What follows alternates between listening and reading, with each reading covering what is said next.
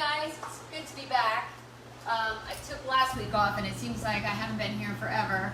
But I did want to thank everybody for reaching out to our family and for sending us, well wishes and everything. As you knew from my video, we lost our dog of 17 years, and from reading all the comments from people, it seems like everybody's been through it, so everybody has this mutual understanding about it, and I am grateful for everybody reaching out to me. It was not an easy decision or an easy day, and I don't think I've stopped crying since. But things like this help me, and I'm just going to keep doing what I'm doing, keep focused, and I just wanted to say thank you. Actually, the pasta efagiol was what we were going to make last week, and I had so many people ask me for the recipe, so I just kept saying, all right, we're going to do it at Facebook Live again on Friday. So I went ahead and I wrote this down, but I know my recipes are a little different because I don't really tell you the exact steps because I'm showing you, but I am going to post this on Facebook after I'm done here so that you can have the ingredients at least. So pasta fagioli is the actual word for it. It's not pasta fagioli or pasta fagioli. We get all of that. It's pasta e fagioli, and it means pasta and beans. Very simple dish, very classic Italian. It was actually known as a poor man's dish because basically they always had pasta or some type of bean. People can use red kidney bean, they can use white northern beans. I choose the traditional cannellini bean. It's just a white bean right here, as you'll see. So I find them very dense, but they cook up really well and they're delicious. So this is the recipe. Before we get started, I wanted to show you what we had made. You guys knew I wear a different apron every week because an apron a day is just a meal away. But a lot of people go and they work out, they get workout clothes. My husband has a uniform. Some people look so nice for work. So for me, this is a chance to look somewhat normal. But I went ahead and we had aprons made for meat cheese. And so they have our logo on them. And we've had black made, but we also had colored ones made. So I have pink, I have purple, orange, yellow, blue. So they're all available. If you would like to buy one, let me know. They're $19.99. If I need to ship it, they are going to be $5 more. But they are so good. They're actually waterproof. And if you get something on it, it rolls off it or it comes right off. I've been wearing it. I've already sold a lot of them this week because they actually came last week. And people have been sending me pictures of them wearing it. So I'm really proud to be a part of everybody's kitchen some way or another. So if you want one, either message me or just call the restaurant, whatever. So, all right, so we're going to get going on this really super simple dish. People always think about soup, then they think of fall. And technically it's almost fall, it's September.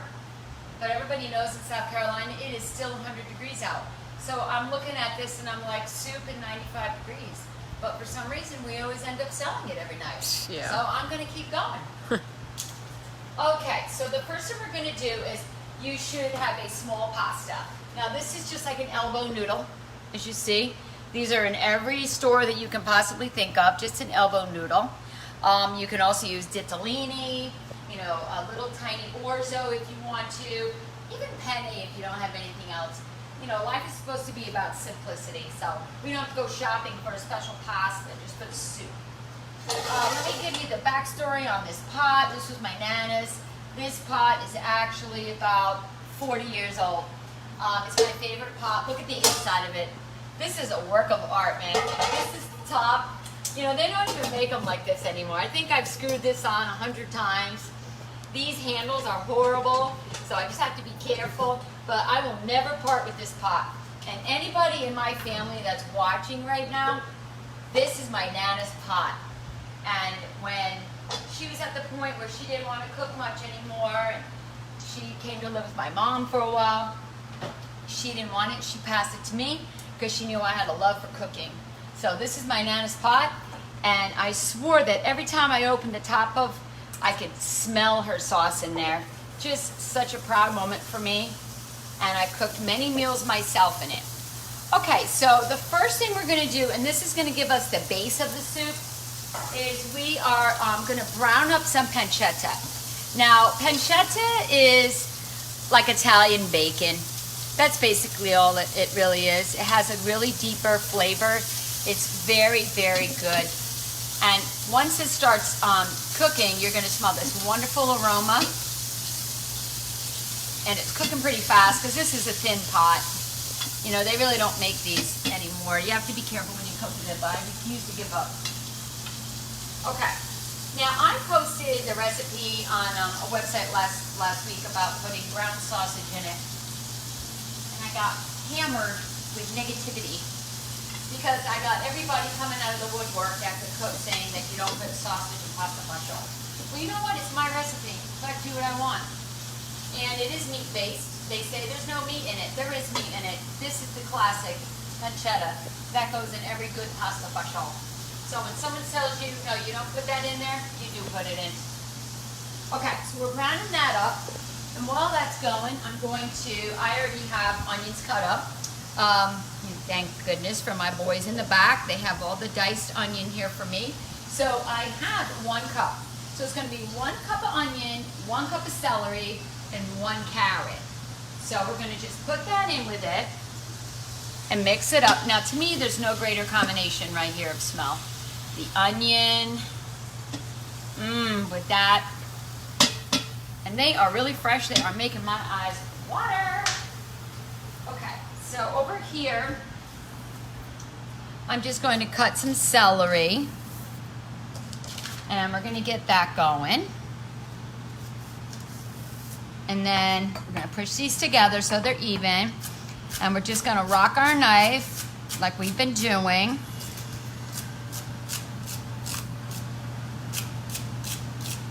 And remember, the smaller the pieces, the quicker it will cook.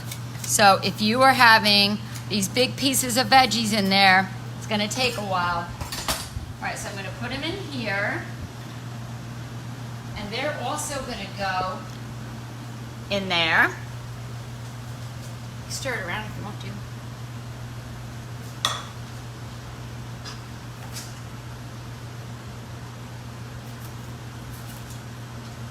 All right, so over here I'm cutting a carrot. I'm coming. And yes, you could use the shredded carrots, you know, and that's really what I do in the restaurant. I really don't cut many carrots like this anymore unless I'm home and don't have all the comforts of the restaurant. But I figured, you know what, we need to do some chopping skills today. So, all right, so I already went through and I, scraped all of them off. This is a nice fresh carrot. So I'm trying to get these pieces here as small as possible so that we could just go through and cut these as well. Now these are actually going to take the longest because they're thick.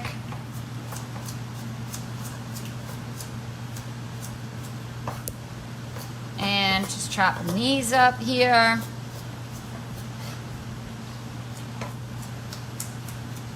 Now some people said to me this week, well, how do you keep your pasta from getting all bloated in there? So a little secret for the rest that we use in the restaurant is we don't add the pasta when we make the soup. We basically keep it on the side, and then when we go to serve somebody, we put the pasta in a bowl. Yeah, we add it to every serving. Every serving. Okay, so now I've got my carrot all diced up, and we're going to put that in there as well. There we go. All right.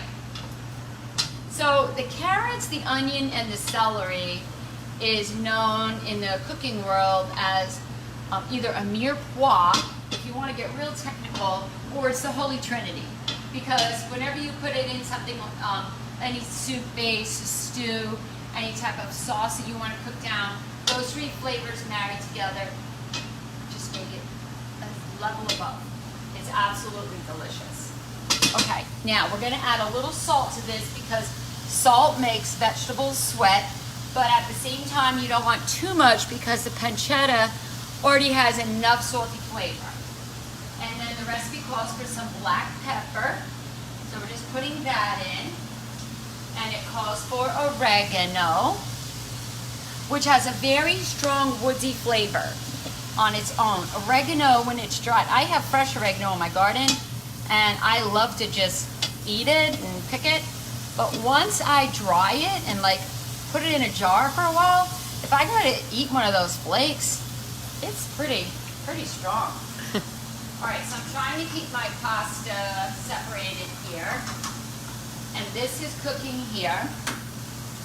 So the next thing we're going to do is we're going to add the canned tomatoes. So this is just 2 of the big, large cans. I have like the petite diced ones. You can use any ones that you want to. I try to do the unsalted because I like to, this really has enough flavor with salt. So if you keep adding layers and layers, then it just is too salty. So you can freeze the soup. We had people buy it from us on Saturday, and they used it the next day, but they wanted to know if they could freeze it.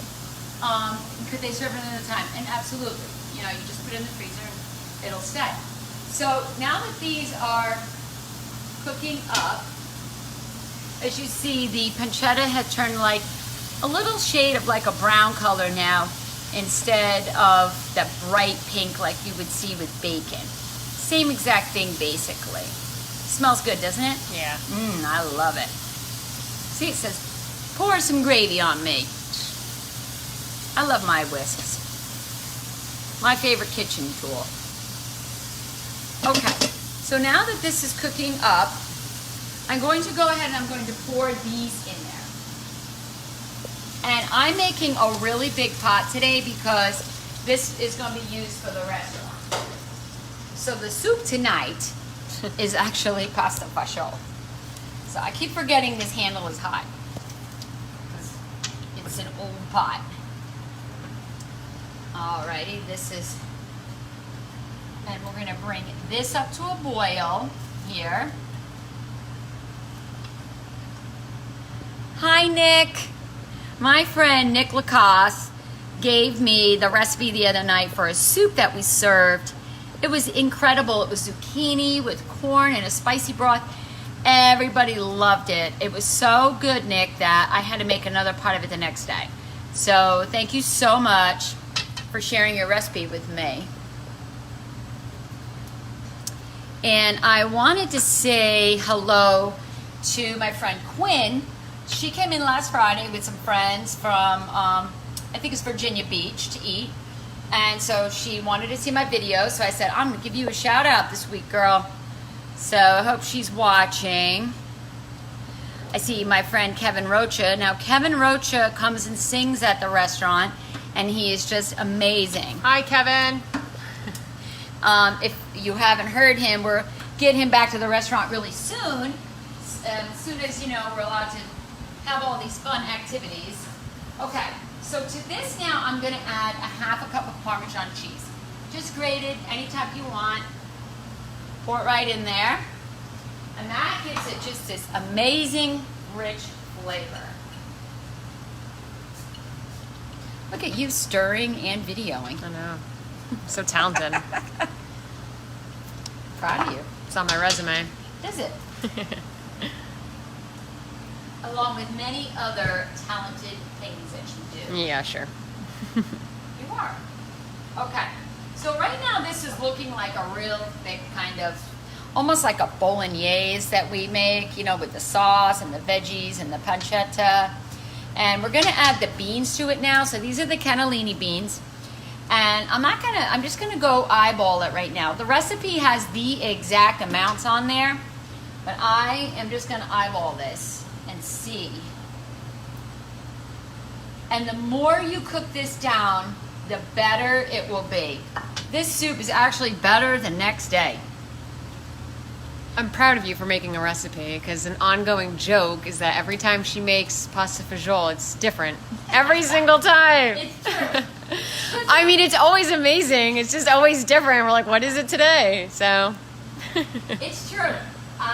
She's right. I never make it the same way twice, because I might make it with kidney beans, or I might make it with sausage. God forbid. Right. So it's always different. Sometimes I use a different tomato, you know? Yeah, it's always amazing. But I've never had a complaint. Everyone loves it. But I actually sat down last week when I was home, you know, and at that horrible Friday. I actually made a pot of soup when my doggy was there, and it's his last time around. So I made the soup, and everybody said it came out extra good, and I think that's because I made it with extra love. Okay, so the last ingredient here is chicken broth. And we have chicken broth, you know, available at the restaurant for us. But you can use the ones in the grocery store. Those are just as good. You can get the low sodium ones, which are best because then it'll help you monitor, you know, all the salt in here. And we're just going to pour this in. This is a big pot of soup. Yeah. But we need it. And while you're stirring, I'm going to just chop a little bit of basil that I got from my garden. I love it. Is Beth watching? Uh-huh. Beth, I hope you're feeling better. My friend Pam, this is her absolute favorite soup. When I have it, she comes to the restaurant, so she'll always message me and say, do you have pasta fagioli tonight? I do it probably once or twice a week. I try to break it up. Alrighty, so I'm just gonna put a little bit of basil from my garden in here. This is Italian perfume. People say it's garlic, but I say it's basil. Yeah, smell it. Smell this. So beautiful. Wish you had smell-o-vision. Smell it. Put that in there. Ah. All right. I'm stirring this around. So what's going to happen now is it's just going to simmer for a while, and then it's going to get thicker.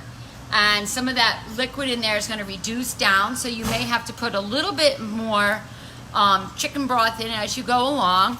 But you're basically hoping for the celery to be soft, the onions translucent, and the carrots. And this is probably going to take an hour or so on here. And what we do now is, for the restaurant, we keep it in a pot like this, and then we scoop it out into the bowls, and then we add the pasta to it. So it keeps the pasta from getting all big and bloated and sucking up all of the sauces, and it just keeps it from getting really mushy. So it took us a while to figure that out, and a lot of people actually messaged me this week and said that. How do we keep our pasta from going mushy? Don't add it in, unless you're going to eat the entire pot in one time. Don't add it in. And then it's still a little bit al dente as well, so that when you do put it back in, you know, it stays the way it's supposed to. And here's my little thing. Pasta la vista, baby. It's all the different, I love all little cooking gadgets like that. All right, so we're not going to eat it exactly now because it's still cooking and it will be for a while. But Abby's had plenty of it. She grew up with it. And I can attest to you that this is a really great recipe.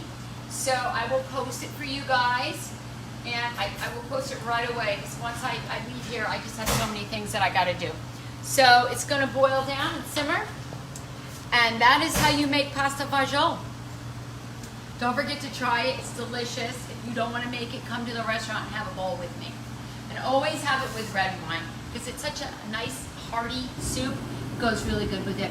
Even though I'm not eating it, I'm still going to drink it.